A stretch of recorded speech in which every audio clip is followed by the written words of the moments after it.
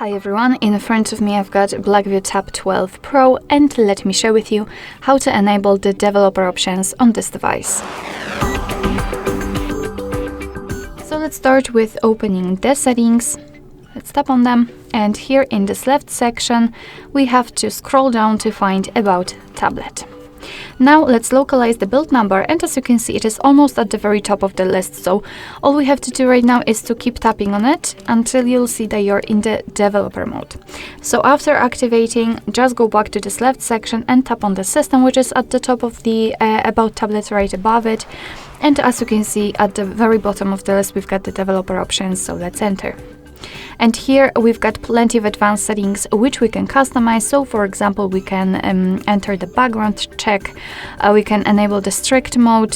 Here we've got some options connected with the hardware, so we can show view updates, we can simulate secondary displays, we can show surface updates also, pointer location, visual feedback for taps. Here we've got some options which are more technical, I would say, so they are connected with Bluetooth, USB, Wi-Fi, so the networking overall.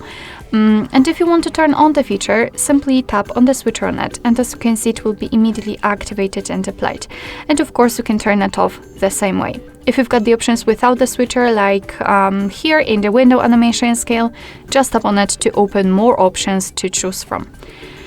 If you're done with customization of developer options, you can always turn them off because normally they will be active.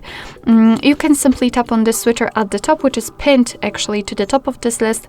Tap on it and you can see that most of these options will be inactive, not all of them, but most of them. And after getting back, the developer options should disappear. If not, no worries, just turn off the settings completely right here in the recent, or restart your device, and after that the developer options will completely disappear from the list. But of course, no worries, you can customize them again. Just go back to the build number step and keep tapping to activate them.